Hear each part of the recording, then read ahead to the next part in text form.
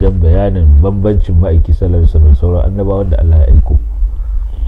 musamman annabi Musa alaihi salam, wanda a cikin annabawan Allah na farko yana daga cikin ulul azmi minar rusul, wato ɗaya daga cikin manya-manyan annabawa waɗanda suke da azama, waɗanda suke da haƙuri da juriya. Sannan kuma ya kasance saboda kasancewarsa shine annabin da Allah subhanahu wata'ala ya ba shi damar kafa wata al'umma wacce take mai yawa, kuma wacce take ta yi tasiri kwarai da gaske a rayuwar dan adam. Ita ce al'ummar banu Isra'il, wanda Allah subhanahu wata'ala ya zaɓi wannan al'umma ta banu Isra'il ya aiko annabawa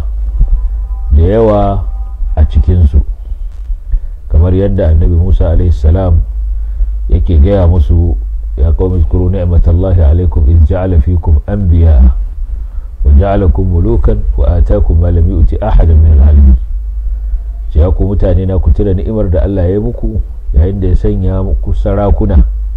sannan kuma ya sanya ku annaba, sannan ya fifita ku akan, ya ba ku abinda ba kowa ya ba wa daga cikin halittun Allah. To ubangiji subhanahu wata'ala yakan kawo ayoyi waɗanda suke nuna kwatance tsakanin annabi Musa da annabi sallallahu alaihi wasallama, littafin at-taura da al-qur'ani,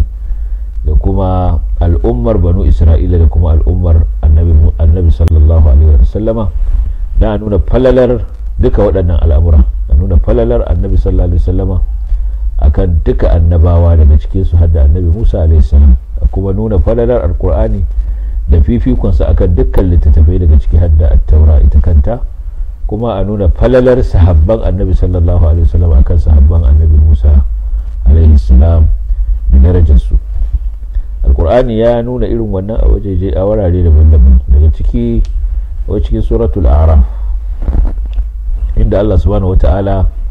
yake ba mu labarin umarni da Allah subhanahu wata'ala ya yi wa annabi Musa alaihi salam cewa ya zaɓo mutane 70 daga cikin mutanensa, wato ya yi tankaɗe da riraya, ya zaɓaɓɓu 70 daga cikin mutanensa wanda za su tafi tare da annabi Musa domin ganawa da Allah subhanahu wata'ala. Annabi Musa ya yi haka, kuma Allah subhanahu wata'ala ya sanya girgizar ƙasa a lokacin da suka fita wannan ganawa, har annabi Musa yake addu'a yana cewa ubangiji, da ka ga dama da ka hallakar da su gaba daya tun gabanin masu bauta wa dan maliki, ni ba kuma da ka hallakar da ni tare da su, don kada ma in koma yan uwansu su tume ni da cewa ni na kashe musu yan uwansu, da kai yan uwansu inda za su halaka. Ya kuma faɗi cewa bautar dan maliki da suka yi fitina ce, jarraba ce daga Allah subhanahu wataala, da yake jarraba wanda ya ga dama daga cikin bayinsa da ita, domin ya tantance ko ya bayyana wanda yake a shiryayye da wanda yake batacci. Allah subhanahu wata'ala ya ce wa ikhtara Musa qawmahu 70 rajulan limiqatina falamma akhadhatuhum ar-rajfatu qala rabbi law shi'ta ahlaktahum min qabl wa iyyaya atuhlikuna bima fa'ala as-sufaha'u minna in hiya illa fitnatuka tudillu biha man tasha'u wa tahdi biha man tasha' anta waliyuna faghfir lana warhamna wa anta khairul ghafirin. Allah ce Musa ya zaɓi mutane 70 daga cikin jama'arsa domin haɗuwa da mu, domin wa'adi da muka yi da shi. Yayin da tsawa ta kama su, wato girgiza ta kama su, annabi Musa ya ce rabbi law shi'ta ahlaktahum min qablu wa iyaya, ya ubangiji na, da ka ga dama da ka hallakar da su tun gabanin, wato su bauta wa ma dan mariki, da ka hallaka su, wa iyaya da ni kaina, ni ma da ka karɓi raina, dan gudun kada in koma ma mutanen su tume ni su ce ni na tafi domin yan uwansu su halaka, a kakkashe musu yan uwansu. ce atuhlikuna bima fa'ala as-sufaha'u minna, ya Allah ka halaka mu da abinda wawayen cikin mu suka yi, wato waɗanda suka bauta wa dan maraki, wanda Allah subhanahu wata'ala a nan ya kira wasu wawaye domin sun zaɓi su bauta wa wani ba Allah ba, tare da kuma suna ganin dukkan wata sifa tana kasa tare da wannan abin da suke bautawa, ko magana baya iya yi da su, sun bar bautar Allah subhanahu wata'ala wanda annabi Musa alaihi salam ya dora su akan ta. to shine annabi Musa alaihi salam yake cewa rabbi law shi'ta halaktahum min qabl wa iyaya tuhlikuna bima fa'ala as-sufaha'u minna in hiya illa fitnatuka tudillu biha man tasha'u wa tahdi man tasha. ce wannan ba komai bane face jarrabawarka ta kake batar da wanda kaga dama da ita kuma ka shiryar da wanda kaga dama da ita. ce to kai ne majibincin mu ya Allah, ka gafarta mana, ka ji kanmu, kuma kai ne fiyayyen mai gafara. waktub lana fi hadhihi dunya hasana wa fil akhirati inna hudna ilaik. ka rubuta mana kyakkyawan sakamako a nan duniya, sannan kuma a lahira ma muna fatan kai mana haka, mun koma zuwa gare ka mun tuba, inna hudna ilaik, mun tuba. to sai Allah subhanahu wataala ya ce wa annabi Musa alayhi salam, azabi usibu bihi man asha wa rahmati wasi'at kulli shay'in sa'aktubuha lil ladina yattaquna wa yu'tuna zakat wal ladina hum bi ayatina yu'minun. Allah subhanahu wataala ya ce azaba ta ce da nake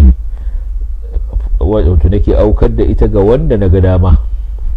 kuma rahamata ta yarwaci komai, wasi'at kulli shay, ta yarwaci komai, ta yarwaci mutumin kirki da wanda ba mutumin kirki ba, da wanda yake mumini da wanda yake kafiri. a nan duniya kowa zai shiga rahamar Allah subhanahu wata'ala, zai mori wannan ni'imomi na ubangiji da ya samar a cikin kasa. amma ita wannan rahama sa aktubu, zan rubuta ta, tabbatar da ita a lahira lillazina yattaqun, ga waɗanda suke kiyaye dokoki na, wa yu'tuna zakata, suke bada zakka, wallazina hum bi ayatina yu'minun, waɗanda kuma suke yin imani da ayoyin mu. wato Allah subhanahu wata'ala ya nuna cewa ni'imar Allah ko rahamarsa a nan duniya bata keɓanta ga mumini shi kadai ba, bata keɓanta ga mutumin kirki ba, ta shafi kowa da kowa, tana shafar mumini, tana shafar kafiri, tana shafar mutumin kirki mai biyayya, tana shafar mara kirki mai saban Allah. duk kowa na iya samun ni'imar Allah subhanahu wata'ala da rahamarsa a nan duniya, amma aka je lahira masu samun wannan rahama su ne kadai waɗanda suke masu kiyaye dokokin Allah, waɗanda a nan suka kiyaye dokokin Allah ta hanyar aikata abin da Allah ya wajabta musu da barin abin da ya haramta musu, sannan kuma suke ba da zakka. a nan aka ambaci zakka, ba ce sallah ba, saboda yawanci ita zakka wani abu ne da ya shafi dukiya, kuma mutane sun fi kangarewa da tutsu akan abin da ya shafi dukiya sama da abin da ba ya shafi dukiya ba. ibada ce, saboda za ka iya samun mutum yana sallah amma kuma haƙoƙin dukiya ba ya iya fitar da shi, baya iya kiyaye dukiyarsa daga haramun, amma kuma zai iya shiga masallaci a yi sallah da shi. don haka masu hana zakka sun fi masu barin sallah yawa. yasa aka ambaci zakkar anan, wanda suke ba da zakka kuma waɗanda suke masu yin imani ne da ayoyi. sai Allah subhanahu wataala ya sifanta su, alladhina yattabi'una ar-rasula an-nabiyya al-ummiyya alladhi yajidunahu maktuban indahum fi at-taurati wal-injil يأمرهم بالمعروف وينهاهم عن المنكر ويحل لهم الطيبات ويحرم عليهم الخبائث. ce su ne waɗanda suke bin annabin nan ummi, wanda baya rubutu baya karatu, baya rubutu baya karanta abin da aka rubuta, wanda suke samun sifofinsa a rubuce a cikin attaura da kuma cikin linjila. wato sun ga irin sifofin da Allah ya ambata na annabi sallallahu alaihi wasallam, sun karanta su a cikin littafin attaura na annabi Musa alaihi salam da kuma littafin injila na annabi Isa alaihi salam. daga cikin sifofin annabi sallallahu alaihi wasallama zai zo yana umartar su da kyakkyawan abu, yana kuma hana su mummunan aiki, yana umartar su da kyakkyawan aiki, yana hana su mummunan aiki, yana halatta musu tsarkakan abubuwa daɗaɗa, yana kuma haramta musu ƙazantattun abubuwa na haramu. wato yana daga cikin sifofinsa ya zo ya halatta abin da ke tsarkakakke ne da daddada ne, kuma ya haramta abin da yake kazantacce ne wanda yake na haramun ne. sannan Allah ci gaba da sifanta shi da cewa wa yadau anhum israhum wal aghlal allati kanat alayhim, yana sauke musu nauyayensu, wato abubuwan da aka wajabta musu domin ukuba akan su, da kuma kukumce da aka kukumce su da shi, wato wasu dokoki masu tsauri da Allah subhanahu wata'ala ya saukar wa banu Isra'il, ya wajabta musu su, kamar haramta musu cin kitsan nama da abinda dabba ta kunsa, illa ma hamala zuhuruha aw al-hawaya aw makhtalata bi'adhm, wato aka haramta musu cin kitsan kowace dabba. to wannan duk yana daga cikin ukubobi da Allah subhanahu wataala ya yi musu. Annabi sallallahu alaihi wasallam kuma ya zo ya ainihin halatta musu, ya sauke musu wannan nauyi da wannan kukumi wanda yake wuyan su. To sai Allah subhanahu wataala bayan ya faɗi waɗanda za su iya shiga cikin sahun mabiya annabi sallallahu alaihi wasallam daga cikin banu Isra'il da hanyar da za su bi su zama cikin mabiyansa, su zama cikin wato mutanen kirki a cikin wannan al'umma, shine su bi shi wannan annabi. sai Allah ya ce fallazina amanu bihi wa azzaruhu wa nasaruhu wattaba'u an-nura alladhi unzila ma'ahu ulaika humul muflihun. to sai Allah ya kawo sifofin sahabban annabi sallallahu alaihi wasallam bayan ya gama kawo sifar zababbu daga cikin banu Isra'ila waɗanda an zaɓe su ne su wakilci mutanen su, ko dai su je su a karɓo littafin at-taura, yayi magana da Allah, annabi Musa ya gana da Allah tare da su, ko kuma su je su tuba daga abin da ya faru na bautar da malaki da suka yi. kuma ga abin da ya biyo bayan wannan, har wata rajfa, wata tsawa ta same su, wanda malamai sun yi ta bayanin abubuwa, dalili iri-iri wanda za su ce su ne dalilin da yasa Allah ya zalime su da wannan tsawa ko wannan girgiza. wasu sun ce saboda sun ce ba za su yi imani da annabi Musa ba alaihi salam har sai sun ga Allah subhanahu wataala, ko sun ce ba su yarda da cewa Allah subhanahu wataala yana magana da annabi Musa alaihi salam ne, su ma sun ji maganar Allah da kuma da kansu. to ubangiji ya jarrabe su da wannan jarraba da wannan girgiza. to idan ya zanto waɗannan su ne zaɓaɓɓu cikin mutanen annabi Musa alaihi salam, to su kuma annabi sallallahu alaihi wasallam suwaye sahabbansa, suwaye tare da shi, suwaye suka yi imani da shi, sai ne Allah sai ya faɗi sifar su, wanda amanu bihi, wanda suka yi imani da annabi sallallahu alaihi wasallam,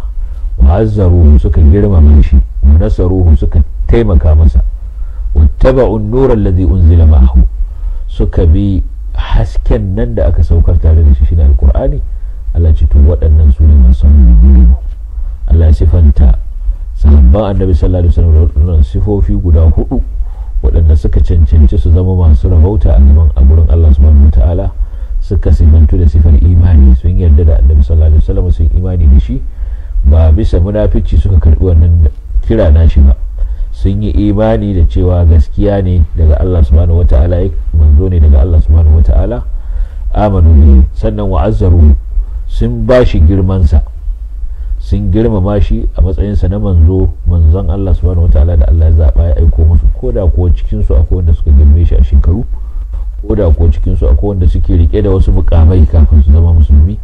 ko da kuwa cikinsu akwai waɗanda suka fito daga cikin manya-manyan gidaje na Qurayshawa. amma duk da wannan bai sa sun girman kai ba, sun ɗauke shi a matsayin jagora,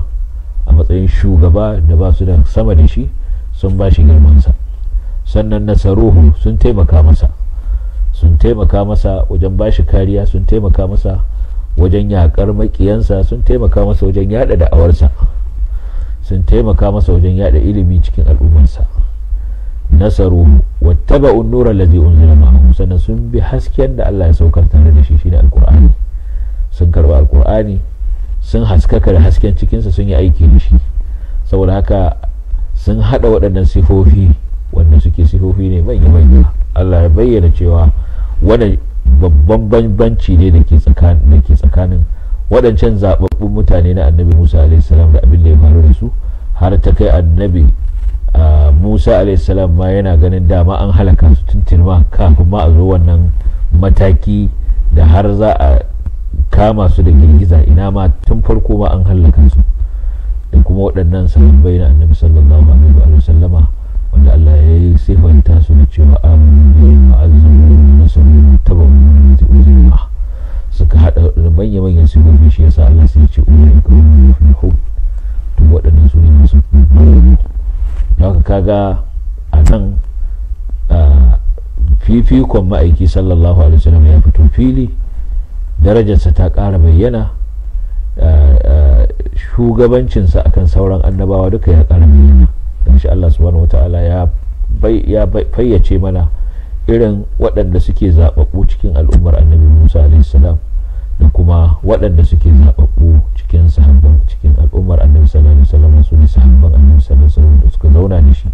ga irin gudunmawar da suka bashi, ga irin girmamawar da suka yi masa. bai zo da wani abu suka ce ba su yadda ba, ko sai sun ga kaza sai an ba su wata shaida su yi da shi. sun yi imani da shi, sun imani da duk abin da aka saukar masa na wahayi, sun kuma karɓi wannan abin hannu biyu sun yi aiki da su. Haka kokarin sukan sahabban annabi sallallahu alaihi wasallam da bata su, da faɗar maganganu na rashin girmamawa da ladabi da tuhumar su da tumce-tumce na ƙarya, wannan kokari ne a nuna cewa annabi Musa alaihi salam ma ya fi samun dacewa akan annabi sallallahu alaihi wasallam cikin al'ummarsa. Annabi Musa alaihi salam ma ya fi samun gata akan al'ummarsa, ko kuma a'a banu Isra'ila sun fi samun tsafta a zaman su da annabin su sama da wanda annabi sallallahu alaihi wasallam sahabbansa suka samu wannan tsafta, wanda kuma babu shakka wannan cin fuska ne da cin mutunci da shi kansa ma'aiki sallallahu alaihi wasallam, da kuma daƙile shi kansa addinin da ya zo da shi. Domin ya zanto har ya gama zama a cikin su shekara 23 yana ta musu tarbiyya, yana ta karantar da su, yana ta nuna musu abin da ya dace, wannan bai musu tasiri ba, bai sa sun zama na kirki ba, sun rayu cikin kazanta da yi wa addinin sa zagon kasa. To kaga wannan yana nuna cewa addinin nashi baya da tasiri. Dan wani ya zo ya ce zai karantar da shi ko zai ɗabbaka shi a cikin rayuwar al'umma, ba zai iya samar da wani tasiri a cikin su ba. Kaga wannan ba karamin yunkuri ne na a rushe addinin kansa ba gaba ɗaya. Shi yasa har koyaushe malamai suke nana ta maganar cewa su kan sahabban annabi sallallahu alaihi wasallama kai tsaye suka ne ga annabi sallallahu alaihi wasallama, kai tsaye suka ne ga alkur'ani, kai tsaye suka ne da shi kansa musuluncin gaba ɗaya. Dukkan wani wanda zai ɗauki wannan hanya, to hanya ce ta yarda an rushe addinin musulunci tun daga tushensa, ya zama babu wani abu wanda yake da kima da daraja a cikin addini.